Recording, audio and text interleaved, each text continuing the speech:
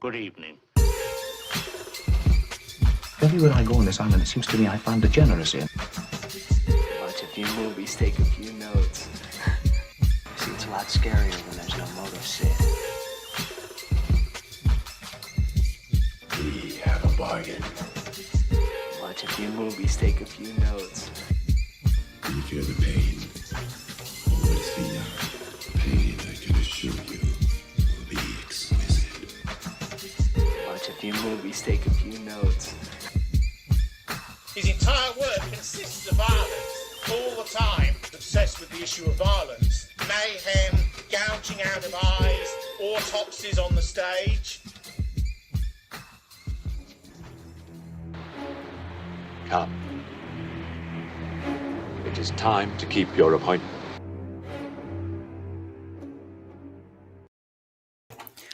Welcome everybody to episode 163 of Double Feature Horror Show, your most efficient, most on topic, never going down weird sidetracks UK horror stream, the coziest of all its kind. There is no competition. I hope you are well. We're covering this week a little bit of Hammer Glamour, an interesting hardback publication that's a nice sort of companion piece to the Hammer horror films we've been covering that we were meant to do last week. So it's a little awkwardly misaligned with our film this week, which is not a Hammer production in any way. It's I suppose there is a hammer in it when a nail goes into anyway. Wes Craven's The Serpent and The Rainbow. But, you know, strange bedfellows, it could make for an interesting stream. I hope you're all well. I'm seeing a lot of familiar faces in the chat and some people who we have not caught in a while. So it's good to see you. And also, if you're new, do say hi in the chat. It's always welcome. And if you are, you know, also fairly new, leave a comment saying hi. If you're on the rewatch, it's all welcome. And, you know, helps with the old algo. You know how it runs around here on YouTube. Anyway, folks, trying to keep this one nice and efficient. I have my regular co-host with me for this one. We're joined by Mergoot. Hello, Mergoot. Greetings, all. Just a shill. It's at Mergoot at X. I've been a little bit more active. I've been trying to do more science posting because politics is stupid. It's gone a little crazy, huh? Yeah. Thank you, NREB, for recommending this, and because I've been recommending it for a while too, but NREB sent us a nice chain about production hell, which got us thinking about this. So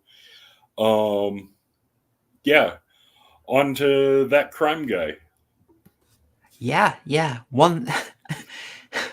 Oh, darn it. In you go. I won't do a rap lead in. Here we go. Oh, no rap lead in. Oh, thank you very much. Looking forward to that. Yeah, no, thank you. Yeah, Enria, great shout out, mate. It's nice.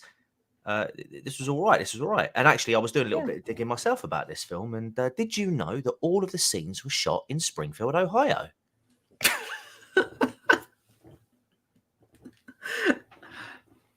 I did promise some fans that we would keep things classy tonight, but well, then you brought me back in, so I could just drag you back down to my level. Okay, let's be honest. There is a certain relevance. People may be thinking that we're pouncing upon certain US related topics for featuring our little Haitian horror story here, but in reality, it was suggested by he's in the chat even. He's suggested by the NREAB, and this is also something that I have been trying to cover for quite a while. You may recall longtime fans that obscure Wes Craven or lesser known Wes Craven has turned up as an option as many times as meta horror has. And just like meta horror, no one ever goes for it. I can never get it past you guys. So I don't know. Is it if I put like lesser known Wes Craven up against horror and the erotic, like what would happen? I Well, don't there's only know. one way to find out, isn't there? Oh, it could be. It could be. Yeah. So obviously, there's a certain tasty frisson with current events, but this film is extremely interesting on its own, and we have lots to get into it. But before we do, we've had a very early super chat. John Goris getting in here, showing the way, demonstrating the super chat function works just fine, sending $10 and saying hit that like button like you're hammering a spike through an ethnobotanist's sack.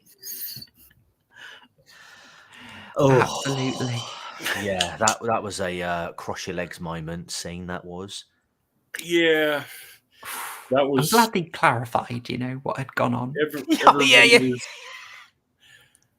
When I saw it in the theaters, my buddies and I, all we could talk about was the torture scene, and because we all crossed our legs in the theater at the same time, just nobody talked about the "Don't bury me, I'm not dead" scene. Everybody just talked about the torture scene. Good Yeah, reason. Bill Well, at Pullman's Serpent at least met the 50% pain of bow. At least 50% of the cinema audience were talking about that particular thing. The other, You're quiet. You're quiet. Okay. All sounding great. Thank you very much, John Goris. I mean, you know what? I don't want to be. Okay. The equivalent comparison is a weird German film called Evil Ed, which is all about a man being driven crazy by making a horror film. And I have to change this for YouTube, but the producer flips out over having to censor a zombie beaver struggle snuggle scene. What? And I don't want to be like that producer saying, I want my zombie beaver struggle snuggle scene. Okay, why haven't we reviewed that one yet? Oh, I think it'd be quite fun. But and actually, do it as a double feature with Zombievers. And hang on a minute, given the fact that you're talking about that particular scene, Mergoop, why haven't we reviewed that actual film yet? We could get round to it. We could. I just the reason I raise that is I don't want to be like, yo, this film is so crazy. There's a zombie beaver. But this within the realm of this film was still extremely interesting because it just went. I did not see that coming at all. Like I was very engaged.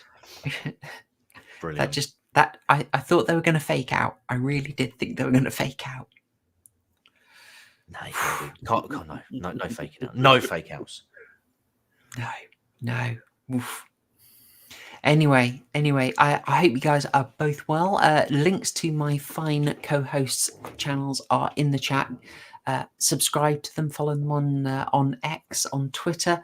Check out TCG's back catalogue. There's all sorts of good stuff. And as for my fine self, well, just like your boy John Goris, you can send a super chat here to keep the stuff coming, or even better, send a tip on Subscribestar, or join me as a member on Subscribestar or here on YouTube. Why do I say that's better? Well, partly because then I can reward you. And I might as well say it now. I'm doing something special for October for Halloween. I've got a bunch of things lined up, a bunch of wonderful guests. We're going to have an absolute content deluge in October for Halloween. But not all of them are going to come out.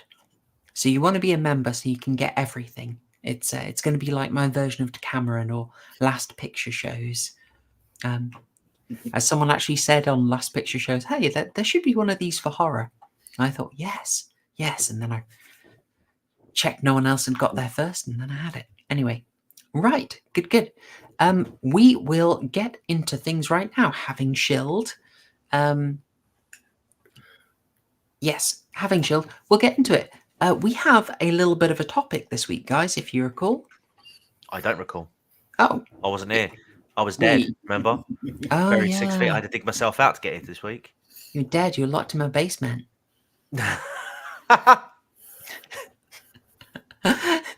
You can always Buried count on under me the to slip one of driveway. those in, can't you? There you go. All right. Buried under Proper's driveway. Oh, Oh, don't even start about driveways, man. Don't. all right. I've got a new driveway, chap. Very pikey. I'm Wow. just saying. You should have seen who installed it. All right. So yeah, a while ago, a couple of weeks ago, TCG, I was like, "There's this special interest book here. I'll get it up on screen." Hammer hello. Glamour. This is legitimate research, TCG. You know, Yeah, definitely. because we've been covering Hammer films. You know, Definitely grabs the attention. You know, Ooh, eye yeah. catching. Mm. And well, you know, you want a hard copy of that because you know. It's a great font. Yeah, probably should be hard when you're reading this. Yeah. You know, but I didn't want to be too frivolous, so I said to the chat if they'd pitch in, I'd get it. And chat were lovely. chat were actually very generous and Were paid they? for my copy and and extra research. Oh, nice. So I just thought we'd have a little look at it if you fancy. Are there pictures inside? It's like nothing but pictures. Oh, Here's the even index.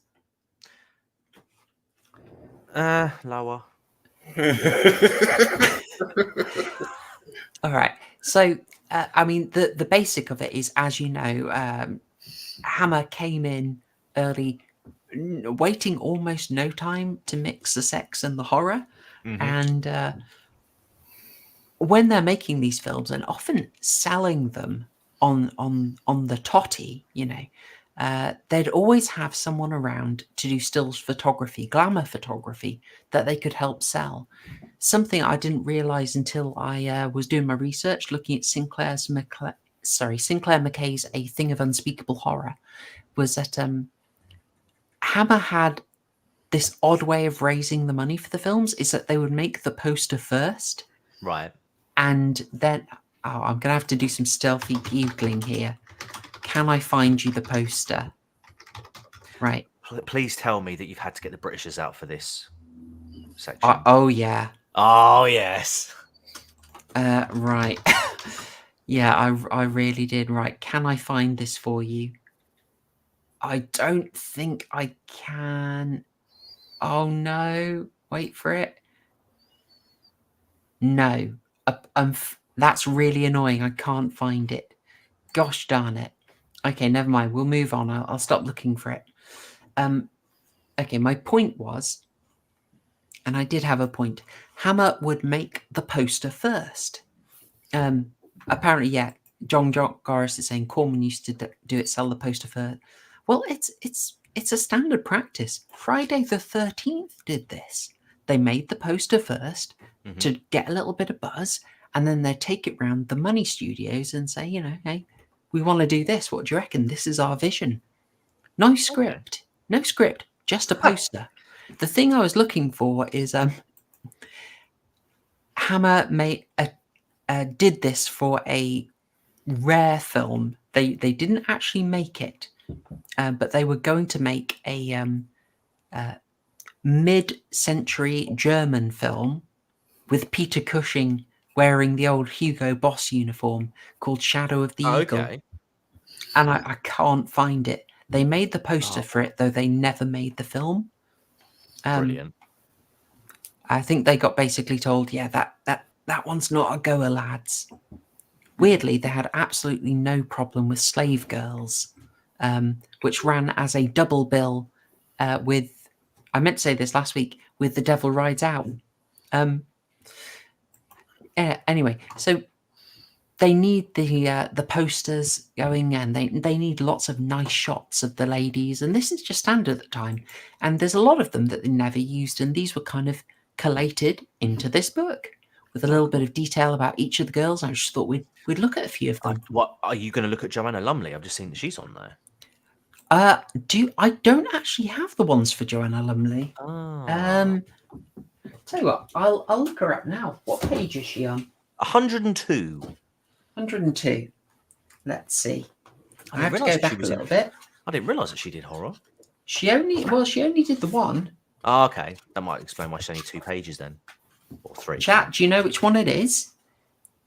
I'll No, give she- chat a couple of seconds and then I'll say. Okay. It was The Satanic Rites of Dracula. Oh. Oh, I do say that is a bit filthy. Is it? Tell you what, I'm gonna. You're going to Do you have to mind take me a looking picture. this up? No, I don't mind you. I don't mind at all. Just as long as you take a picture of it and forward it to me. I had to be a bit judicious because, as I say, some of them we're gonna ease our way into this. Basically, I don't think I can show that on screen. Crikey, where is she? Oh gosh, Is it a you zombie see, I fever had picture? that. I know I've seen it, but it was mislabeled as Madeline Smith.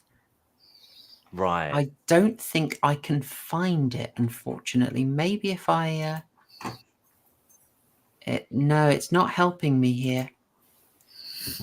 I'll tell you what, I'll give you one of her from the film. How about this? Okay. Is this going to show up okay? Oh, this is terrible low quality. But here's a bit of... here's Joanna Lumley. God damn. Yeah. So Satanic Rites of Dracula, I think, is late 60s.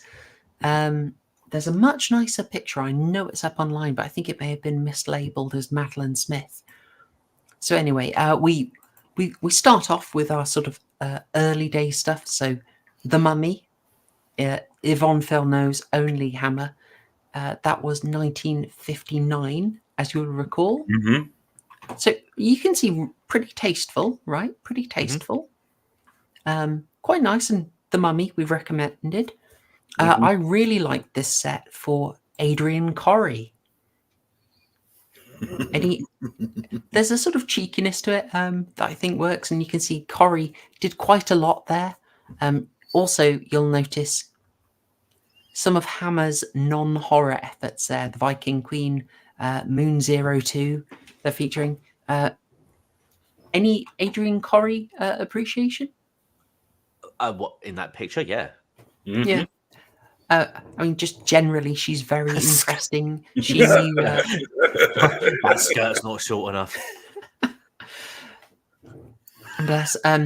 She's someone I've come across quite a lot in the Kubrick research. Actually, yeah, she worked with Stanley both as an actress and in her work designing costumes. Oh, okay. You'll have seen her in A Clockwork Orange, and you'll have seen a lot of her in A Clockwork Orange. Yeah, quite a fun figure, and also knew Vincent Price. Oh wow. Yeah. So it's as we move forward, it's a little less tame. We've got some. Keep going. Yeah, we've got Martine Beswick, who I really hope we will get to watch. I'm really interested in this one. This is one of the weirder efforts. This is Dr. Jekyll and Sister Hyde. There are some really great effects in that. I want us to cover it. Doing it before Eddie Izzard got his. Yeah. Oh, the state of that on one! it. I tell you, it hurts me that is a Hammer. It hurts me. Anyway, so yeah, you see, guys, this is quite tasteful, actually. Quite tasteful. Martine Beswick, as far as I know, only did the 2, but quite nice. Quite nice. We get into slightly saucier territory. I had a bit of trouble with this one. You weren't here for this TCG, but there was one of their when we get to the 70s, Hammer, like Carry On, takes the brakes off a bit. Good. Became a bit less inhibited. Good. And we covered The Vampire Lovers and the second follow-up to that, yes, Twins of Evil, which I think was a much better film. I really enjoyed it. And it starred the Collinson twins. Now, the book goes a bit further than I can on YouTube. So there he is. For your safety and comfort, I've kept it decent. I think I'll get away with a cheeky, To see the British are free images, why don't you head over to Rumble right now? Yes. Yeah, so sign up as a member. Yeah. And subscribe to our YouTube. Yeah. I'll give you no Britishes.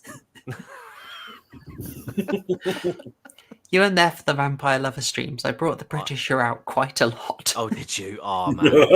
Yeah. I had to. I mean, this surprised me. I'm going to be very honest. By the time they're making these films, it's saucy, but this is a lot further than the film went. The film did give like topless stuff, and it even showed a cheeky French bit of muff, but it didn't go as far as this image. So I was a bit surprised when this was in the book, but nevertheless, the write-ups are nice. The photography is very nicely done. It's just it's a bit much, Yeah, it's a bit much. Do you know, even in that image though, there is a certain sort of elegance that's going on there. It's very artfully posed, Yeah. They had a bunch of people, attempting them. By this stage, they were bringing in a chap who was also working on The Sun and was one of the early photographers for Page 3. Right, okay. I think it's Mary Collinson had some very nice things to say about him. I'm going to have to get this up as well. I don't know why I didn't do this. Forgive me looking this up now. I forgot the title. This will be... Hang on. John There's Morris says, the one- Spank September's kept safe. There's the one we've got to end on. Oh, come on. Where is it? Here we go. Right. I just need a good high quality version of this. And I'm weirdly struggling to find it. This is terrible. All right, we're going to go with this one. I've got my closing image. Good. So we'll move away from the Collinson twins to maybe one of the weirder ones that's in the book. This will be a treat for anyone who remembers their 70s. Jacqueline Pierce. Does that ring a name to? Oh, it actually says on here. Look, Blake 7.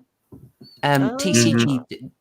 I don't know if that rings a bell for you. I know Blake 7. I know Blake 7 too. Yeah, it's excellent. I absolutely love it. Now, people who don't know it, Blake 7 is an extremely based, extremely harsh, absolutely borderline nihilistic sci-fi, British sci-fi that is kind of like a how can we say? It's like it was written as a reaction to Star Trek. Right. Star Trek and Doctor Who. Yeah. The optimism of Doctor Who and the optimism of Star Trek. It was shown on the public broadcasting. The government owned educational channel. They'd show 2 episodes of Doctor Who, one of Blake 7, and I forget what the 4th one was, but I never. Battlestar Galactica? No. Oh, if only. It was BBC shows, and I forget what the 4th half hour was, but it was awful, so I never watched it.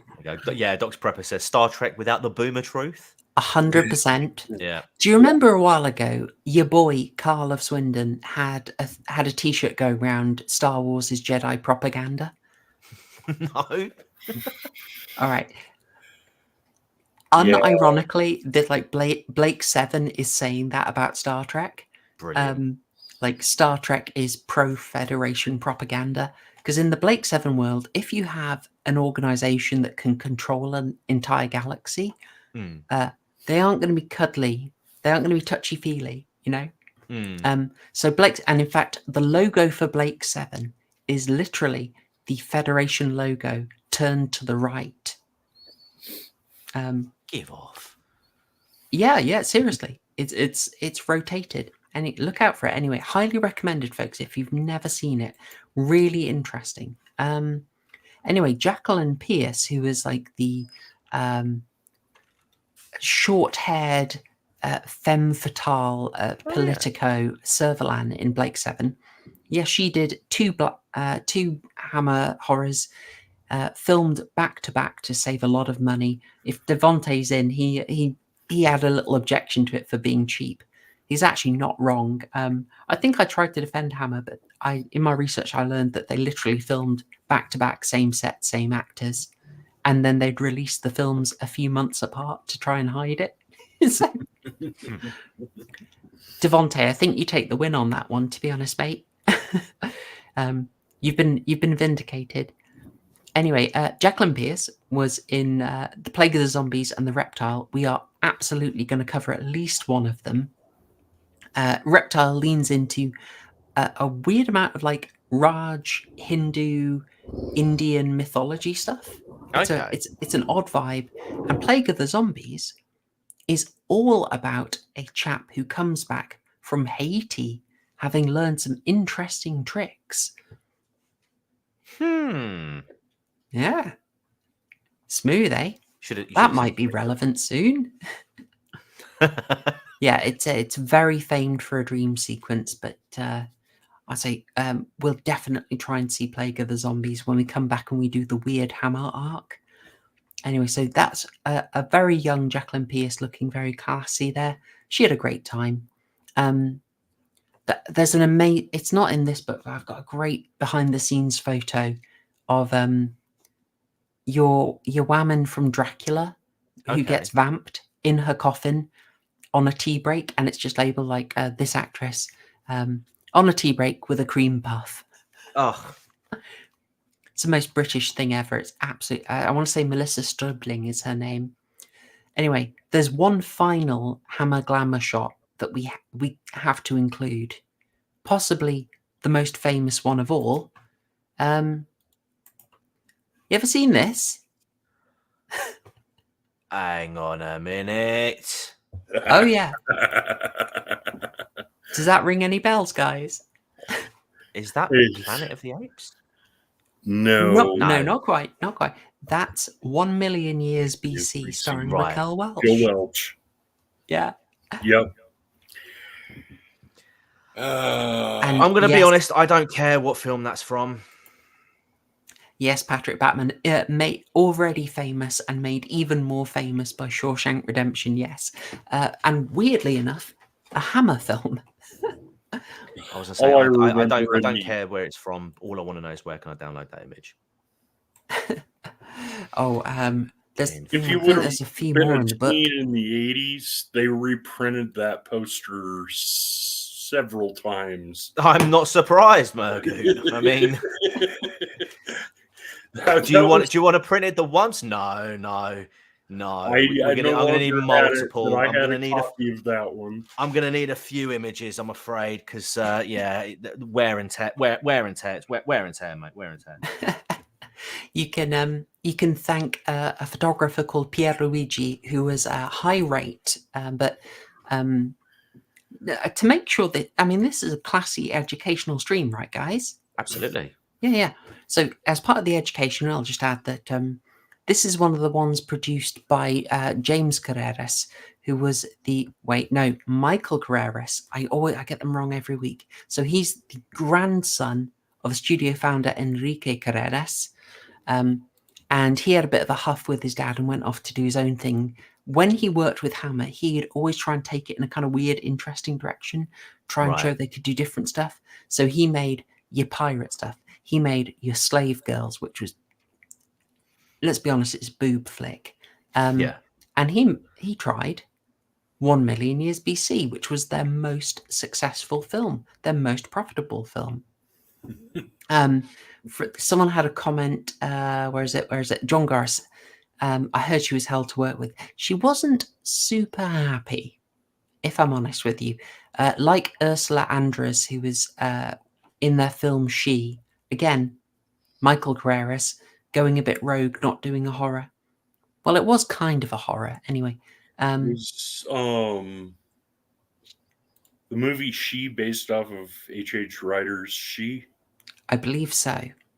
It was filmed in Israel, one of their rare on-location shoots. Andres and Welch, they didn't really want to do it. They viewed Hammer as kind of a cheap studio. but Right. Hammer kind of wangled them in through their contract with a production company. It's kind of shady if you think about it, isn't it? Worth it though. Oh yeah. Mhm. I mean, Raquel Iconic. Welch became utterly iconic because of this. And so yeah, that is, and this was just one of the glamour shots taken to promote. It wasn't specifically we're going to make the title image, but this is Pierluigi inspired, getting this shot, looking absolutely amazing. So yeah, Hammer Glamour as a book, I would say it's a bit niche interest, but there's still some interesting stuff in there, and the photos, the artwork, it's a little glorious. It just I would say, bring your own copy of the Britisher because it gets a bit filthy. I wouldn't say it's an entirely family friendly book, let's put it that way. Right. I mean, with that said, so it's it has a different kind of pop-up pictures, guys. yes. Talk about a hardback, etc. That's it, yeah. God. Anyway, folks, yeah, how's that? Classy, very classy. We are here on proper horror show. All right, folks. Well, with that said, that was our topic.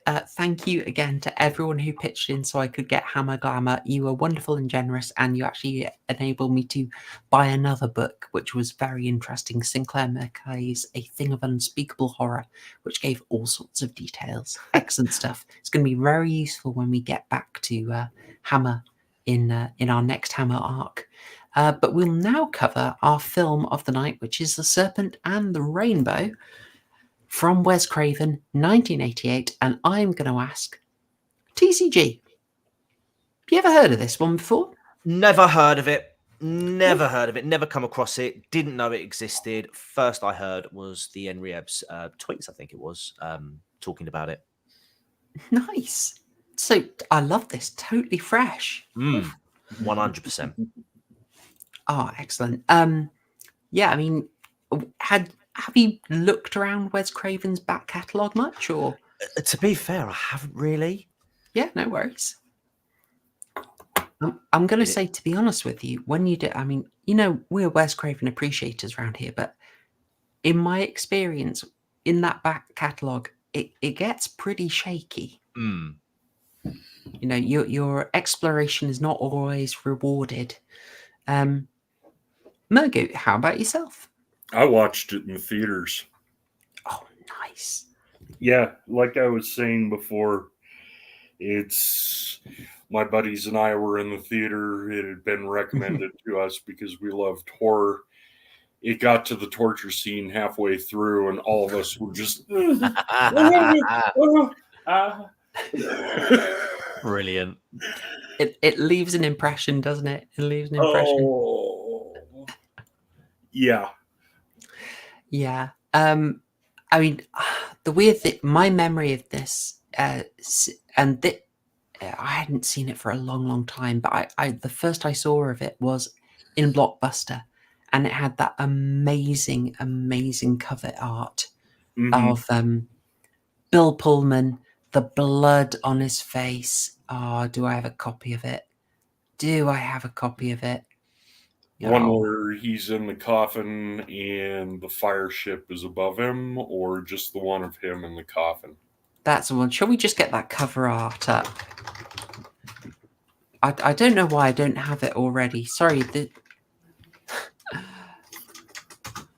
state of me. Half of this is just me typing, guys. It's awful. I'm sorry for doing this to you. Right. It's live. It's live. It's live.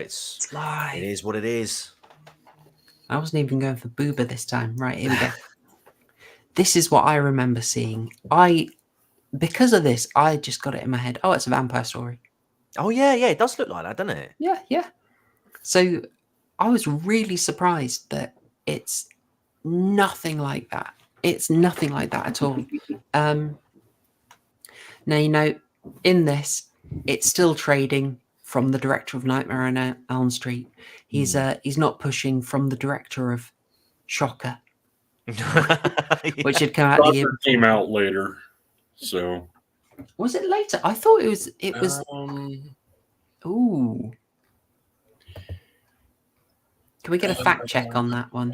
Yeah, let me make sure. Go for it. Go for it. But Craven had made his name with A Nightmare on Elm Street. You know. Yeah, He had, Shocker's 1989. oh, oof! I will. All right. Thank you, Murgy. That is one for you. I'll take the L on that one. Oof. Oh, I know the one I was thinking of. I was thinking of Deadly Friend. Yeah, that's the one right before the. He tried to make it as a passion project, and yet again the studio butchered it. But it's that, and it tanked hard because it made no sense near the end. But yeah, I mean, if we ever do the Wes Craven series, we're going to be saying that a heck of a lot. You know, he wanted to do it this way, and then the studios came in. Yeah, he had just had a bit of a disaster with Deadly Friend. It did not go well. It did not make money, so he had lost a lot of kudos and he had lost a lot of power. So you notice it's billing it once again, guys. Don't worry. This is Wes Craven doing a horror. Although we know he really wanted to branch out. He made horror because he was being practical and pragmatic. He really wanted to do other stuff. And this is a really interesting story. It is not a typical horror at all. I think it's fair to say. No, it's not. It's based off of Dr. Wade Davis's. He's an ethnobiologist and anthropologist. He wrote about his experiences trying to find out the secret of zombie dust in Haiti for medical research. And he got involved. He spent 2 years in Haiti and ended up getting the stuff, but he also got involved in the politics of the fall of Baby Doc Duvalier and all the internal strife. And Wes Craven wanted to make it, he was going to fictionalize it, but he was going to play it more true and show both sides of Voodoo rather than what the studio wanted, which was a supernatural horror. It was, the original cut was 3 hours.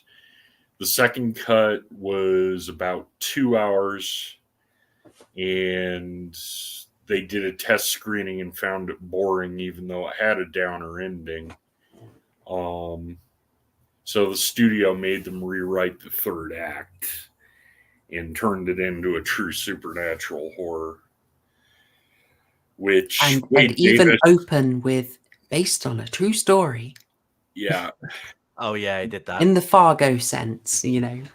Wade Davis never forgave the film studios for that. I don't blame him. No. Yeah. I mean, this was hit on both sides, to be honest. This was hit on both sides. So, yeah, on the studio end, well, if we start on like the production end, this is unique as being, as far as I can tell, the first foreign film shot in Haiti. You can look around and filmed in Haiti. It was filmed in Springfield, Ohio. Did you not listen to what I said earlier? Honestly, gosh, spreading misinformation. Keir Starmer's going to have you locked up for 2 years for that now. Well done. Oh, don't. He would. Yeah.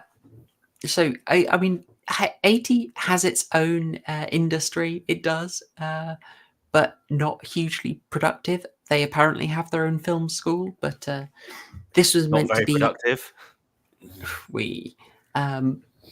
But yeah, this was a big thing to go out. Except it really kind of proved, like many on-location shoots, that it wasn't a good idea. They ran very much into the politics of Haiti.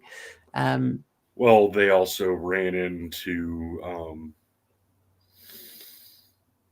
the varied nature of the Haitian people. One of the writers got drugged and is still missing a day and a half of his life. Bill Pullman got ill, whether by poison or the fact that he went eating with locals and drank some of the raw cane rum. Wait, what's that? Rum made with raw cane sugar and distilled and only aged for about 30 days. Oof. So, Mike, if you're wondering what would the problem with that be, that sounds legitty. When you're distilling, the first thing that you get off from the alcohol base isn't the your good methanol. friend ethylene, which is what you want. It's methylene. Methanol, sorry. Methanol. It'll Which, blind you. It'll drive you insane. It's nice and toxic. It's Just what you want on a Friday night. Ethanol burns blue. Methanol burns green blue. Yeah. And I've helped do a bit of distilling, and you need to do a double decant and burn the methanol off first so you don't blind yourself. Yeah, they talk about in distilling. They talk about getting the head and the heart of the liquor, and the head is that early bit, and you will chuck that away typically because it's going to be methanol that's going to make you crazy, as Bill Pullman experienced, almost certainly. Seeing a green cow with googly eyes and then passing out, that's. You sound like you're speaking from experience there, my friend. Let's just say that my freshman year of college, two of my more industrious floor mates living in the dorm, they built a still, and they couldn't figure out a way to make corn mash without stinking up the place. Maybe they saw some particularly shiny moons around, maybe? Out of brewer's yeast and Pepsi. John Gora says maybe he was method acting. No, mate. It was just method acting.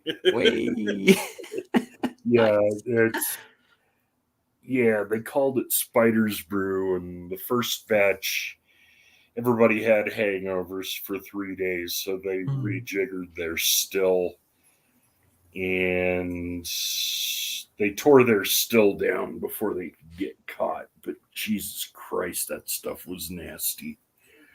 I would very much love to try it, but unfortunately you need a license to do it in the UK. Although the equipment is you need very a easy to license buy. here in the States. Oh God, it is bad. Fun fact, Bill Pullman was actually on the methanol when this picture was taken. And that's an actual quote from him. Don't bury me, I'm not dead. I'm a unicorn. Well, there's something really cool about that quote, actually, TCG. That is part of the marketing campaign. Yeah. Well, actually, no, sorry. What I should say is don't bury me. I'm not dead. I'm an Englishman. I'll just mention it since you brought up the tagline. But to make sure that, after Deadly Friend, more than a little underperforming, the production company sent around 4-foot-long coffins to various newspaper outlets that said "Don't bury me" on them. And when they opened it, it had all sorts of promotional material. But the idea was basically, hey, don't bury the film. Please give us some attention. Please promote us. I thought that was a really clever idea. Yeah. But yeah, so it's the exact tagline from that. So we talked about some of the catering problems and catering issues. Yeah, that's going to happen when you do a foreign shoot. That's kind of normal. When getting filming chased out of the country, they were set for a month-long shoot and got chased out of the country. They had to tell them that they were getting more film out of the plane, and everybody proceeded aboard, and they escaped to the Dominican Republic before the Tonton Macoute could get near them. Yeah, that was a more Haiti-specific problem. They'd tried to do things above board, work with local producers, and fortunately, Haiti is quite split. YouTube will not like me using this word, but these are the words used in the production, the words used in my books, specifically the Wes Craven John Woolley's Wes Craven, The Man and His Nightmares, and it's also the words used by Bill Pullman, so no offence is intended by them. I'm just using the words as used by Haitians. So a lot of the local production they worked with was of the mulatto population. That's just sort of how it was going. That's who was in the professional company, and as is kind of common, people tend to stick together. Now, the other half of Haitian society, which is a lot more, well, not intermixed with any kind of European genetics, I'm trying to find a nice way to say this. The pure blacks, pure blood blacks. Yeah, let's go with that. No offense is intended by this, but it's just kind of like in South Africa, it's very different terms, except without any kind of tribal thing. Well, the Tonton Macoute were the secret police and the death squads, and they survived to a point after Baby Doc Duvalier was forced out of the country, and they were still around, and they kept demanding bribes, more and more bribes. And they were more. They weren't basically a mulatto group, were they? No, they were the ruling caste. They were Baby Doc Duvalier, Papa Doc, and Baby Doc Duvalier's chosen secret police. They were the true loyalists, and most of the Tonton Macoute's leaders were Bokors, dark voodoo magicians, and they play up on that reputation to keep everybody scared. And none of that helps it fuels attention when they feel that basically mulattoes are getting all the work and all the extra work, like for being extras in the film, is going to that group. So what you're saying is they turned up en masse and said, basically, hire us or there's trouble. So what you're saying is as Dr. Prepper puts it, the Afro-Haitians went to saw that episode of South Park where that hillbilly's like, they took our jobs. Absolutely. And started going like a little bit, give me my job. Yeah, pretty much. And that is why the production ended up fleeing to the Dominican Republic. But I thought Springfield, Ohio was bad, but flee to the Dominican Republic, Jesus. Things went a bit better there, but even after I love that you say things went a bit better there, and you present to show a man in voodoo gear, like holding a gun. No, that was Haiti. That was I know, but it's just it's all right. Bang bang. Look at me, I'm the employee now. Oh God. Nice one, Catherine. No, that's great. But even after all that nonsense, they get back and they assemble this big cut. And Wes Craven's ambitious about this because he has suffered making this movie. And then he has to go and do reshoots. Get sick. He was blessed. He got blessed by a Hungan. And the only thing he didn't do was drink the pig's blood at the end of the ceremony, which they were like, okay. And he stayed healthy through the whole thing. He didn't go nuts. He was never drugged. And then the production company went off on him. So he should have drank the pig's blood. Drink the blood, bigot. Oh, God. Sorry. Drink the blood, piggot. Oh, way.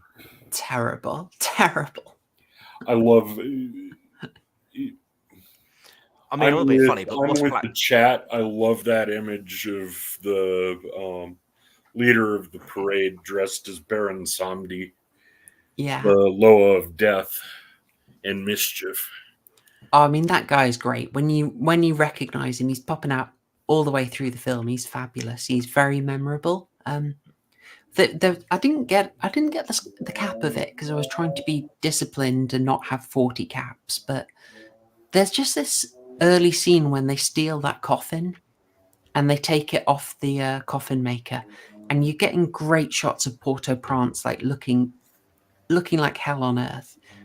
But there's just like they come in, they steal the guy's coffin, and you just get a close up on the coffin maker's face, and his expression is excellent. Like just a sort of, yeah, there they go. Like he's not gonna call the police. He's just, yeah, okay. They came and took the coffin break. Yeah, do what you need to do, guys. Do what you need to do. Yeah. Exactly. Yeah. Exactly. You're like, have you seen those videos going around of that guy who does a PS5 in the hood prank? Yeah, I have. Yeah. No. It's like that guy's expression where he's like, "Oh, come on, man." He's like, "Oh, I got robbed again." Oh no. Anyway, off to sell my next PS5. Hopefully. And yes, Catherine E.C. Lots of parasites from pig's blood, especially trichinosis, which will mess you up. I almost blew the.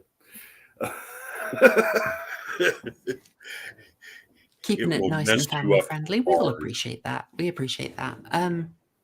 I had one other question. Oh, so yeah, as we're saying, they did get some great shots out of this. It's kind of a shame that it got cut down so much and that they decided, okay, we are going to rework it so it's more the Wes Craven film you expect it to be. Yeah. All the same, some of those obvious horror shots are a bit amazing. Like, I'm not certain which ones were redone, but where are they? Most of the last 20 minutes was tacked on. Okay, that would make a lot more sense. And some of those looked great, to be honest. Where is it? Hang on. I've got this one. Like this sequence, I thought this was great. The hallucinatory sequence where he's trapped in his head, staggering through the Tonton Macout's police station. Yeah, and he opens a door to go down some stairs, but then he's got the gravity is all messed up. I loved it. I thought it looked absolutely fabulous. Oh yeah, you mean that bit when he opens that? Yeah, when he opens that door and he like falls. Like it looks like he could run down the stairs, but he like falls. He's hanging in space and then eventually falls down. Yeah, the stairs. Yeah, that was pretty cool. I was a big fan of that. I also had one final question. Did you get any French subtitles in this? No. Or was the French in the film totally okay, good. None at all. No. Good. It's probably deliberate then, because I mean, I don't mind. I speak a bit of French, but it wasn't so much that you absolutely needed it to understand the film, but it was just sort of interesting that they didn't translate it. But anyway, well, you're seeing it through Dr. Allen's point of view, where he has very, very basic French, and yeah, I could understand it fine. It's French Creole. I got used to it living in the South, but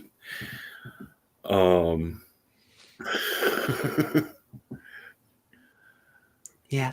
Well, in that case, before we go any further, and we should note, by the way, do you guys want to guess what this has on Rotten Tomatoes?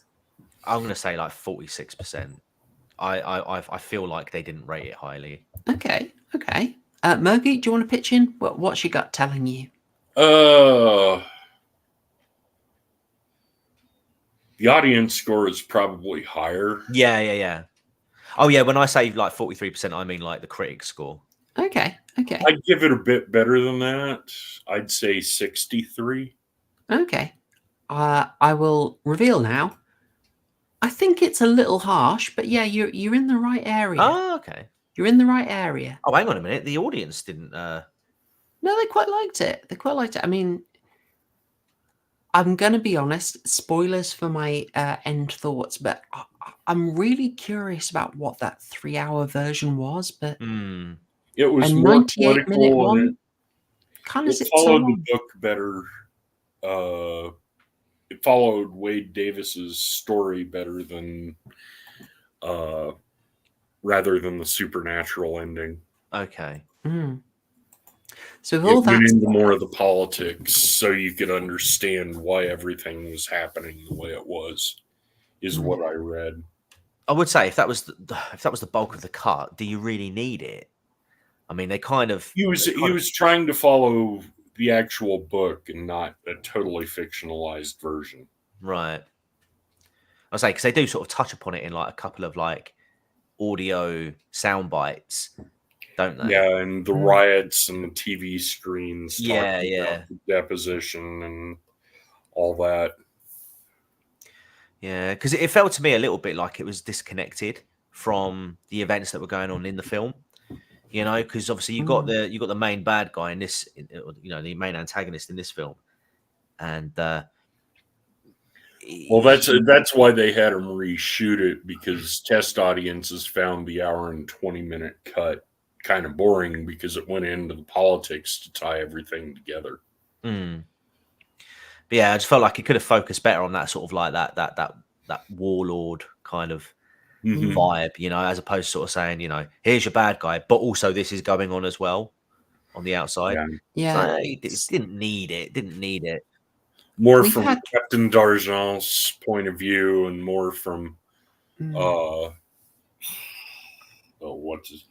Lucian's point of view. Yeah, I was going to say it's kind of a pity because there were bits in this that had some immense potential, not only just for being interesting and novel, like a fascinating look at Haiti. You do not get to see this. This is fresh. This is new and interesting.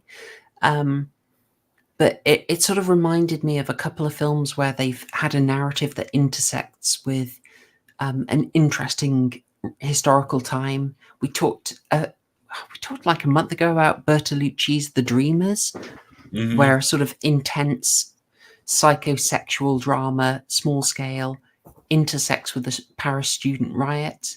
Also a month ago we talked about Suspiria from 2018, where that story intersects with like left-wing terrorism in divided Germany. Right. And it felt like this could do that thing and be really amazing. And it just kind of didn't land it. Yeah. Because I mean, the scene when he's taken down by the secret police. Trying to do, but... Before we go further then, for anyone who's watched 57 minutes of this stream but hasn't seen the film, and whoever you are, if this is you, I don't understand your life choices, but I'm glad you choose to spend time with us every week. You absolute maverick. Would one of you like to give us the pint of Guinness summary for The Serpent and the Rainbow? What's going to be on the back of the VHS informing people whether they should rent this or not? Do you know what? I actually had something written up because I thought just in case you ask. Go for it, TCG. So yeah, it's all yours. So in terms of the Guinness, The Serpent and the Rainbow is a horror film based on the book by anthropologist Wade Davis, which Mogu touched upon earlier. The story follows a Harvard researcher, Dennis Allen. He's called Blanc for the majority of the film. 3 guesses as to why the natives call him that. But he travels to Haiti to investigate a mysterious drug used in voodoo rituals that supposedly turns people into zombies. As Allen delves deeper into the local culture and the political unrest in Haiti, or Springfield, Ohio, as you might call it nowadays, he encounters terrifying supernatural forces and dangerous voodoo priests. The film blends elements of horror, mystery, and the supernatural, exploring themes of power, fear, and the blurred line between life and death. Yeah, nailed it. Nailed it. Good stuff. Now, give me my paycheck. I haven't even got the head on the Guinness now. You know, it like, you pour it, but you have to let it go for a second. And then you do that little top up and you get the shamrock in. Right. I haven't even shamrocked it. Oh, bless you. Well, You're too efficient. Well, you talk about efficiency. John Gorish just nailed it in one sentence. White boy goes to Haiti, fucks around and finds out. Pretty much. Yeah, he does. He does. Yeah. That pretty much sums it up. I mean, and the thing is, he goes back. Bro, I'm not. No. I thought He achieves his goal and then goes back to help out his love interest. I know why he goes back. I'm just saying the guy's nuts for doing it. Yeah. he was after that hey tussy. Exactly. Dear. Of course, well, let's just take a moment. Who's here? It's only our boy, Bill Pullman. We love a bit of Bill Pullman around here. It's Mr. President. Absolutely. Absolutely. I thought he was great in this. This is him really quite early in his career. Okay. Yeah, I suppose it would be, yeah. Yeah, first horror movie I recall. And yeah, it's a nice youthful side. Youthful, I can't say it. Young side to him. I'm just the lisp. It's coming through. Oh gee. Oh no. I can't read that, Catherine. I can't. I cannot read that. I just did. I'll do it again. I do see got him acting unwise. He goes and takes part in a voodoo ritual. Brilliant. Oh god. Oh dear. I mean, oh dear. Yeah. He goes. I mean, I'm gonna say like, I was worried about this when we started watching. There were a few things at the start that didn't work for me, even though the opening sequence I thought was fantastic, like this creepy image. I was a fan of that. Oh yeah, I love that. Yeah, that was a heck of an opener. Yeah. Yeah, Christoph being dosed and buried, and just the tears running down his cheek when he's being buried.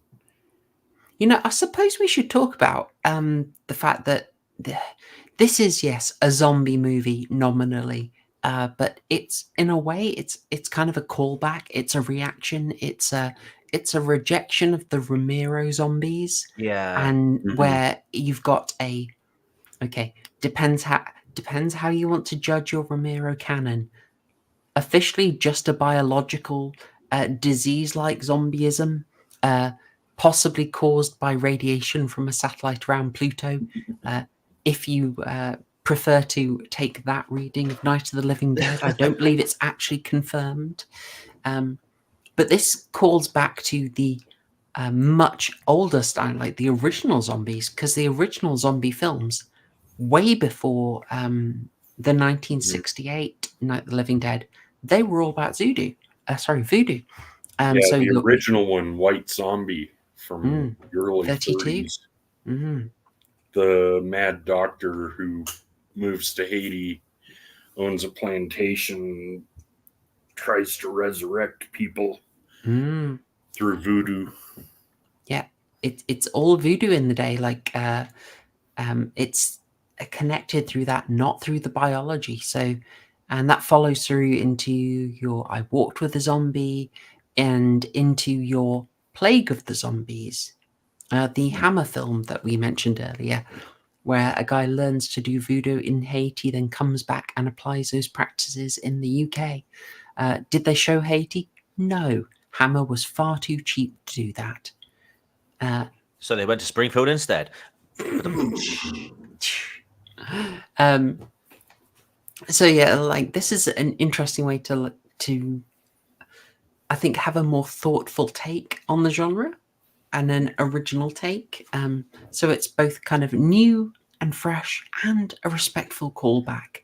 So it's pretty interesting. It's pretty interesting. But yes, after a strong start, I'm going to be honest, I felt quite weird about some of the early sequences. Yeah, it just explains his experience in the Amazon that gets him the job in Haiti, to go to Haiti. He's in the Amazon jungle in Colombia and finds a medication, and they put him through the ritual, and he finds a spirit animal of a jaguar, which leads him out of the jungle after his helicopter pilot is killed. And he spends weeks traveling through the Colombian Amazon until he gets back, but he he comes back with the plants and the pharmaceutical company, and his mentor at Harvard are oohing and awing over it. And we've heard about this zombie ritual. What do you know about zombies? And they talk about how zombie powder might be used as an anesthetic. But I mean, I guess the problem I had with it was a bit more. I know we got some useful information and we got a very cool nightmare sequence out of that first exploration, but it did seem a bit out of nowhere, a bit too short, almost like either spend another 10 minutes on it and make it quite meaty, because it did seem quite hard to place why things were happening. As in, why did he get betrayed by the shamans, etc.? I know. Am I off there, TCG? I don't think so. I think I said sort of backstage that scene, as good as it was, quite, because after watching it, I think it would have been it probably would have fit better if they played that scene and then it panned to Bill Pullman talking to Joe Rogan about his experience. rather than what the sort of sequence of events that happen next. It just seemed like a bit of a happy trip, with the exception of the helicopter pilot, dying. But yeah, I just weird one. Yeah, and I thought maybe JFC, the most loyal of Harrian's viewers, absolutely excellent, good, rocking the rock gang once again. I also, you know what? Maybe that sequence was just a victim of the editing, although I really liked the Jaguar, cuddly little lad. But I was a little... Okay, I'm going to sound really weird about this, but I wasn't enjoying this scene at all. I thought there was some weird stuff in it. Like, one, it's called BioCorp, and I know this is an 80s film, but it kind of had Evil Bad Guy Corporation written all over it. Like, it might have been... Just call it Corp. It's so stereotypical. Yeah, it is a very similar font to RoboCop in it, and OCP vibes. But I just thought the whole concept of it being an anesthetic was a bit silly. I mean, you're talking about, like, I mean, for a start, he was sort of talking about it as being like some sort of super anesthetic, and talking about the number of anesthetic injuries that people get per year, as if this would be some sort of miracle alternative that would eliminate that altogether, ignoring the fact that they've had reports that people are coming back pretty much brain dead, not able to speak, pretty much dribbling from the mouths, like your Romero style zombie. And yet he seems to think, oh no, it'll be fine, it'll be absolutely fine. It's like, but it's not been tested, it's not gone through any of those motions, and it doesn't really get pushed back on, which sort of surprised me a little bit. But yeah, I would have liked it a little bit better if it wasn't like a pharmaceutical company going for it, and I don't know, maybe that's what it was. That's what it was in the book. Yeah. I was just surprised with Paul Guilfoyle with hair. Yeah. But yeah, it just yeah, Dr. Prepper. Yeah, nah, I'll be fine. I mean, something that I was chimping over is your boy Bill Pullman, Dr. Allen. They kind of do the science versus faith dialogue a couple of times in this film, right? And in this scene, he switches position. Like, he starts off mocking, "Who's this? Who's this? Only Michael Bloody Goth." Oh yeah, yes. Michael Goth starts off being the faith guy, the mysteries guy, and Bill Pullman goes in all sarcastic, like, "Where is the soul? You think you can find the soul? Where is it? Under the hood?" And then Paul Guilfoyle's character is in there, and suddenly Bill Pullman has to switch roles and be the believer to Guilfoyle's skeptic. And it was like, hang on, what? Did you forget what roles you were playing? Anyway, just in case you're wondering why are we so excited about Michael Goth, we saw him really recently. We saw him in Dracula. We did. Mhm. In fact, that was the Yeah. last stream I was on. So that was what, about 3 weeks ago? Yeah. Look at him. Look at him. Oh, isn't it great? He's great. Chuffed to see him. Chuffed to see him. Anyway, the writing on that I found really weird. We should specify this was not written by Wes Craven. This was, gosh, what were their names? Apologies. The Got it. Richard Maxwell with Adam Rodman doing the story. But I believe he wrote the script under a pseudonym. So he didn't like where it went because they butchered his story, so he went as A.R.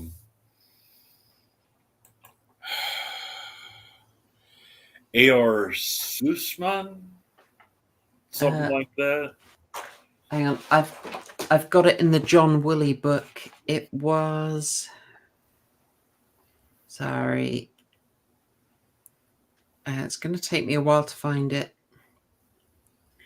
Well, the screenwriter, I'm Richard gonna look for it. Maxwell, he's the one who was Oh, A.R. Simoon. Yeah. Maxwell was the one who was drugged out of his mind and lost a day and a half of his life. But on company money, so, you know. Yeah. Worth it. They go out of their way to show us Haiti, a genuine Haiti, I believe, and it's an odd world. There was one comment that tell you what, do you guys want to tell us what we see in this scene? What happens in it? Just for anyone who hasn't watched the film, this particular it's a nightclub, but they're doing a ritual for the Loa of Love, and Lucian is the Hungan, the white priest. Well, the good priest. He was in Terminator. He was. He's in a lot of things. He's also an Oscar nominee. Mm-hmm. His name is, I want to say, Paul Milford. Oh, sorry, guys. Paul Winfield. Sorry, you know I never remember any names. Paul Winfield is our guy. Yeah. He's been in a lot. But Lucian remarks about the psychologist that, oh, you've come for the dance.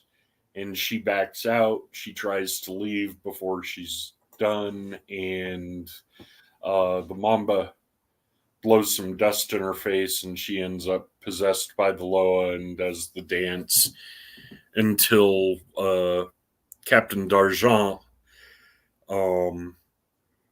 raises a spoon, clanks on the glass to disrupt the drumming, and it becomes basically a free-for-all where one of the possessed dancers tries to kill the psychologist. What is her name in the movie?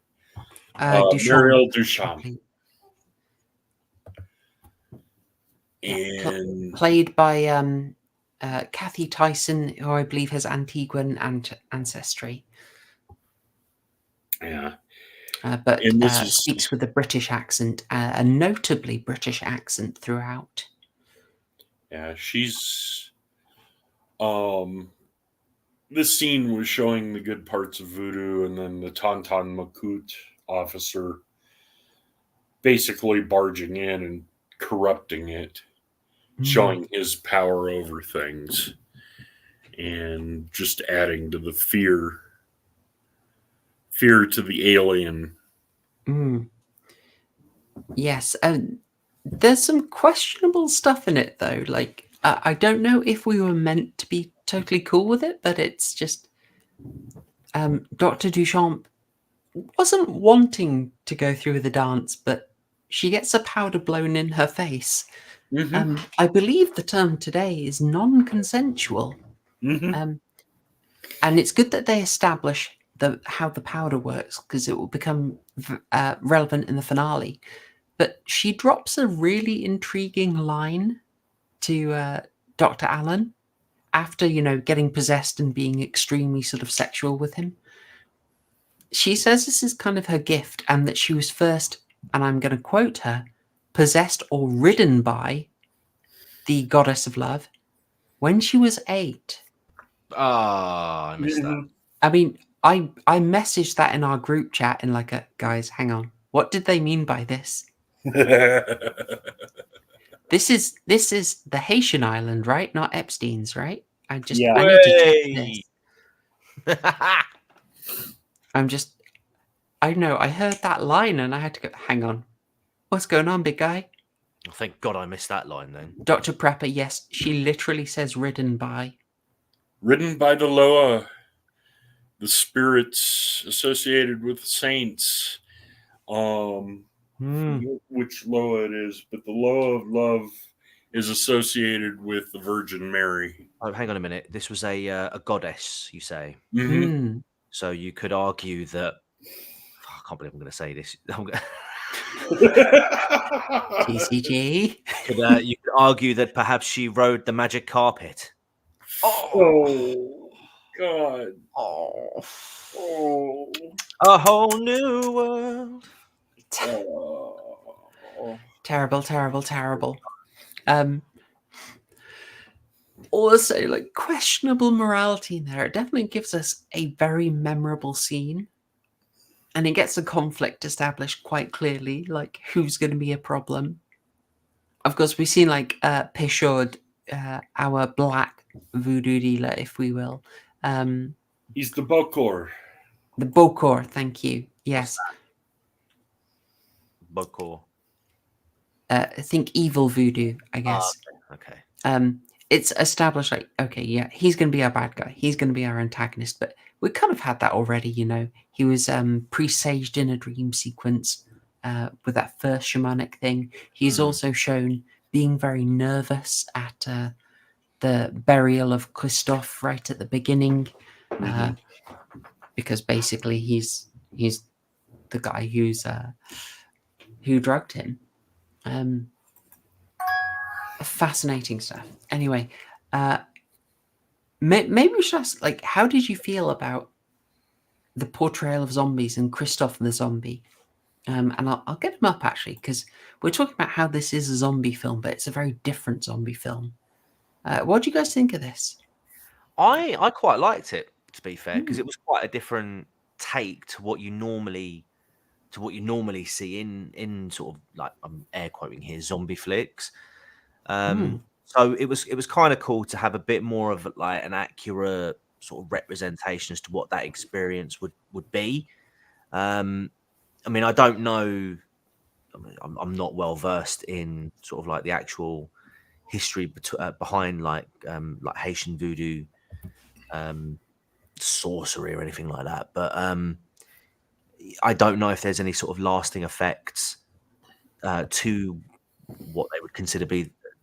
The first zombified, he's searching for Christophe, and the first, he's gone, but here's Marguerite, and she's handcuffed, and the comments made, the one thing Haiti doesn't have, is never short of, is handcuffs. Yeah. And she's on Thorazine, which is heavy. Yeah, it's an antipsychotic, right? Yes. Yeah, she makes reference that there's like 3 doctors and like 15 nurses for the entire hospital, or 14 nurses or something. Yeah. But yeah, you get, he does is scream at him. Yeah, but you do get, because you do meet up with a couple of, I suppose, well, you see that one person who is like non-verbal, doesn't communicate at all. And it's almost like Christophe's like the outlier in that he can communicate and he has retained a lot of his memory. So it seems to be the norm. And this is, and again, I'll go back to the whole conversation when they were talking in that board meeting, like how this powder would somehow be some sort of revolutionary anesthetic that would have no possible side effects, when quite clearly you're going over to Haiti and you're seeing a bunch of people who've experienced the powder and they're pretty much vegetables. Well, they explain it later on in the movie that they revive after 12 hours, but the brain damage comes from being buried underground for 3 days. Yeah, they again, like, crawl up, and lack of oxygen causes the brain damage. yeah, but Well, they again, also like, throw in the fact that in this movie their souls are taken Yeah. canonically, which Yeah. messes it up. But yeah, so I'm with you guys. To a large extent, I think it's a very interesting look at zombification and the Haitian law, and the idea that it's just this kind of extremely suggestible thing, like a hypnosis thing. yeah, Like Christoph just believing that he's enslaved and under their power, and he comes off as really sympathetic. I really liked him. Yeah, Like, there it's a is- great choice of actor. yeah. Actually, saying that, because from what I learned, well, not learned, but from what I've seen, like briefly, like through like, videos that have talked about it in the past, is that a lot of the zombification does seem to be hypnotic and suggestive. Mhm. Because of the belief, because of the culture of belief around it. So yeah, adding, I suppose, adding the souls element to it just sort of gives it that supernatural Yeah. twist to it that would And the souls obviously came in the third otherwise be act not that present. was rewritten. Say that again. The souls part was really brought up in the third act during the reshoots. Right. I really wish they One, hadn't. Hello Fez, and two, John Goris. No, the dancing powder isn't scopolamine, and neither is zombie powder. Scopolamine is more Colombian and Venezuelan because that's where the tree that you get scopolamine from comes from, not Haiti. Very unique knowledge. Thank you. Don't ask how I know that. Okay. Murgu loves his wildlife. Yeah. He loves nature. He's a nature lover. Yeah, well, hey. Anyway, this is I love this scene. Just them chasing around the graveyard, and then Christoph just popping up out of nowhere and scaring the bejesus out of Dr. Allen Blanca. Perhaps like very a tropey scene, but I thought delivered well. Delivered well, and you just get a sense of the Haitian attitude, where she's used to Duchamp is used to this much deeper level of danger. Like grave robbers are rocking up, and we'll have a good reason why they're there later. But she's just like, it's just grave robbers. Well, why don't you come with us? And Christoph answers, This is where I live. This is where I belong. I'm dead. It's okay. Really interesting take. Could I possibly raise the best thing in the movie? This guy. Yeah, Mozart. He was having a fantastic time. Yeah. By this, I found the beginning very shaky, but once we actually got into Haiti, okay, some of the editing and pacing was weird. We were getting a heck of a lot of narration, just voiceover narration, to get us to sort of bridge things and give us information. But then you've got this guy who is just like and this guy and Peychaud are just like this burst of energy into the film. Just so much fun. I love how it's Mozart tries to do the switcheroo with the goat, and Dr. Allen marks the goat's hoof, and it's you won't get the money until you resurrect the goat. And he checks the hoof the next day. He checks the hoof, and there's no mark on it, and it's no, you didn't give me the right stuff, and but this powder is good. And you find out that Dr. Allen can do a little bit of stage magic and swap things out. He knows it's rat poison, so he's not going to. He uses some powder of his own and drinks it. And it's, why aren't you dead yet? He shows a bit of cunning with that, and I think that was great. Like, both characters had a great interplay where they did things that were interesting but also fitted them. Like Mozart, why wouldn't he just scam this guy who's coming in with big bucks, throwing it around? Yeah, scam him. Why not? Yeah. And then his reputation is actually challenged with a clever decision, and it's like, okay, I don't want to lose face, but all right, I'll help out. But also give me more money. It's like, oh, hang on, there we go. More John money, and you have to help me well. give me more money, and you have to make me. You have to help me make the powder, which is very, very involved. And they make you work for it. Like, we're well over an hour into the film by the time they start doing that. I think love the part where Dr. Allen says in one of the voiceovers that Mozart would give most PhDs in biochemistry a run for their money. I think that may have been a tiny bit of cope on the script part. I just loved it because it just showed Mozart's competency. He thought knows, it was fun. How can I say? He runs his business well. He knows that a lot of his work is like charisma, but he's clearly got some technique in the logic of the film. They also throw in things that they don't explain, like they're just wearing vegetable sacks. Yeah, I was going to say. That just had like this kind of aura of authenticity about it. Like, just a ritual aspect with what they had handy. I really like that. Face masks and the gunny sacks were to protect them from the bufotoxin from the toad, and then the dried pufferfish liver, which had the tetrodotoxin. And that was interesting. I love watching that part of the movie because it was so interesting. They got all the details that they possibly could in various salts and minerals. I just thought that rundown was fascinating, but that's just the engineer in me. Yeah. Well, also, I would say good storytelling. I mean, they made you wait for it. They made you work for it. You want to know how zombies are made? Cool. You're going to have to wait. You're going to have a process and delay, and you're going to have to suffer in order to get it. There are going to be some stakes here.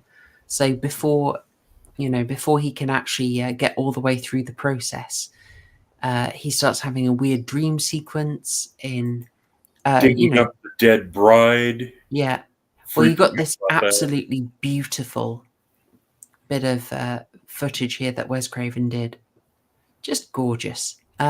Well, them hiking up to the temple and then all of them sleeping in the woods of the graveyard. That was beautiful. Just, a really, really lovely shot. And then this nightmare sequence was fantastic. Oh, I love the effects on this. It's great imagery, isn't it? It's jaw and just like pulling it, yanking it down. Ugh. And spitting the snake out and biting him in the face. Oh, it was lovely stuff. I mean, just the little delays all help sell it. Hang on, I think I've got something from that scene.